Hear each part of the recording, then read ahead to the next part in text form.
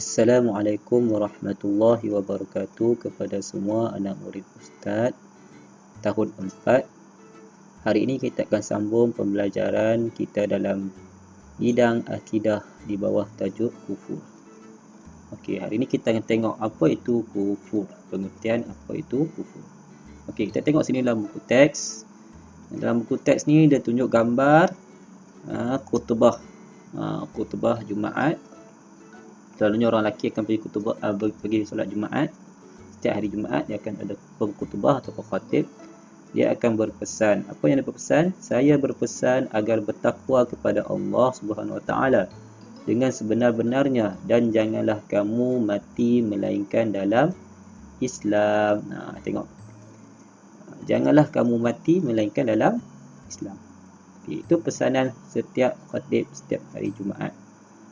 Okay. Apa kaitan dengan kufur? Kita tengok. Okay, tengok sini. Apa kaitan yang tadi dengan kufur? Kaitan antara mati dalam keadaan Islam dan tidak kufur. Okay, kita tengok apa maksud kufur.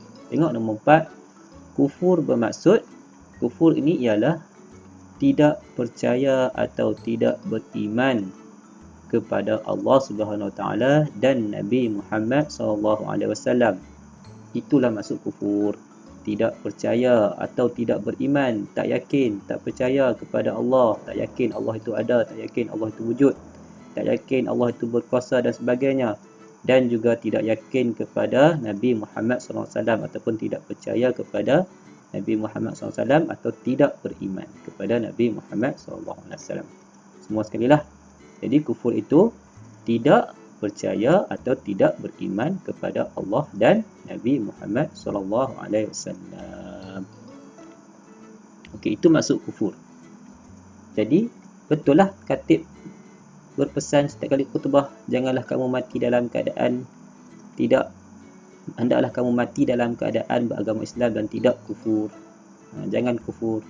Kalau mati dalam kufur, maksudnya mati bukan dalam Islam. Na'udzubillah min zalik. Sebab tidak beriman kepada Allah dan Nabi Muhammad SAW. Okey, baik. Kemudian kita tengok pula yang pertama tadi. Maksud kufur dah tahu dah, tidak beriman atau tidak percaya kepada Allah SWT dan Nabi Muhammad SAW. Yang kedua, apa hukum kufur ini? Semestinya lah hukum kufur adalah sesat.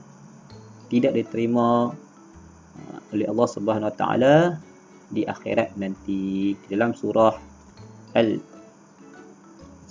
An-Nisa, Allah berfirman, a'udzubillahi minasyaitonirrajim, wa man yakfur billahi wa malaikatihi wa kutubihi wa rusulihi wal yaumil akhir faqad dhalla dhalalan ba'ida. Maksudnya sesiapa kufur kepada Allah, tidak beriman ataupun tidak percaya kepada Allah dan para malaikat, para rasul dan hari akhirat, maka sesungguhnya dia sudah jauh tersesat. Itulah kufur. Sesiapa kufur. Kufur ini tidak beriman kepada Allah. Yang kita belajar rukun iman tu, dia tidak beriman langsung. Salah satu daripada tu dia tolak, maka dia jatuh kepada kufur. Na'udzubillah min zalik. Okey, itulah pengertian kufur dan hukum kufur. Hukum kufur ialah sesat. Pengertian dia tadi tidak beriman kepada rukun-rukun iman, itu antaranya beriman kepada Allah dan Nabi Muhammad SAW. Okey, dekat sini ada nota, kamu boleh baca sendirilah nanti. Apa maksud syirik? Apa beza syirik? Apa maksud fasik? Apa maksud zindik? Apa maksud murtad? Syirik ini adalah menentukan Allah, menduakan Allah. Fasik ialah orang yang ingkar perintah Allah, berbuat jahat, berbuat dosa, itu fasik. Zindik ialah orang yang imannya terpesong atau sesat. Zindik ialah orang yang imannya terpesong atau sesat. Murtad pula ialah terkeluar daripada Islam. Kita belajar ini adalah kufur. Kufur ini tidak beriman, tidak yakin kepada Allah SWT dan Nabi Muhammad SAW. Okey, kita tengok sini ada kufur, ada terbahagi kepada dua kufur. Tengok sini dalam buku teks ni sikit lagi kita tengok, lepas tu kita akan buat latihan. Kufur terbahagi kepada dua, iaitu kufur i'tiqad ataupun kufur i'tiqad kita ni, keyakinan kita dalam hati ni, i'tiqad. Yang kedua kufur amalan, perbuatan kita, perbuatan amalan tu menunjukkan kata dia tu kufur. Okey. Contoh kufur i'tiqad, ialah menolak dan menafikan ajaran Islam yang dibawa oleh Nabi Muhammad SAW. Contohnya, tidak mempercayai kenabian Nabi Muhammad SAW, seperti orang-orang musyrik di Mekah tu yang menentang Nabi Muhammad SAW dulu. Tidak percaya kepada kenabian Nabi Muhammad SAW. Itu contoh kufur i'tiqad. Kalau zaman sekarang ni ada juga orang yang tidak yakin dengan kenabian Nabi Muhammad SAW, maka dia adalah kufur lah. Tidak yakin kepada kewujudan Allah Subhanahu Wa Taala, kufur juga. Okey. Kemudian kufur amalan. Apa pula kufur amalan? Tadi kufur i'tiqad, sekarang kufur amalan. Perbuatan dia. Apa perbuatannya? Menggunakan nikmat kurniaan Allah dengan cara yang salah dan berdosa. Menggunakan nikmat yang Allah bagi ni dengan cara yang salah dan berdosa, itu juga adalah kufur amalan.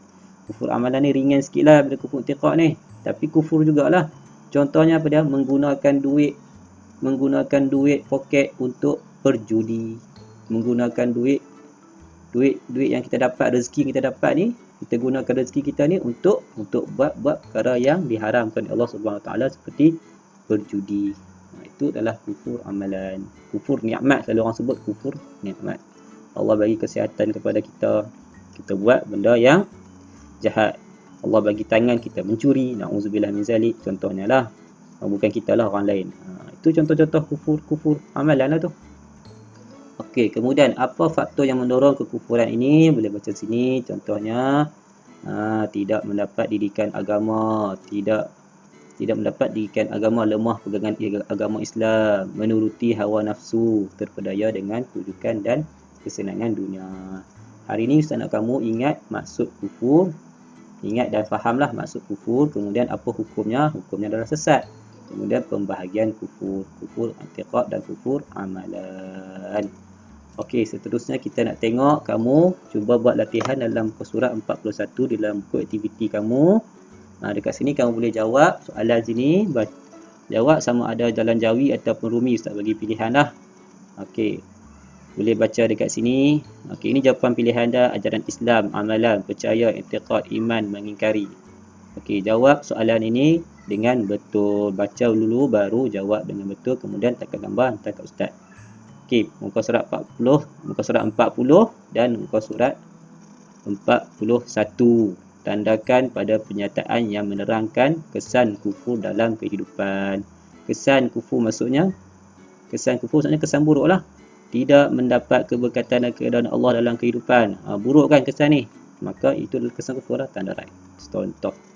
Okey, yang lain kamu baca sendiri dan cuba jawab. Nanti hantar kat Ustaz. Okey, baik. Selamat menjawab, selamat berusaha. Okey, teruskan usaha kamu. Semoga berjaya. Assalamualaikum warahmatullahi wabarakatuh.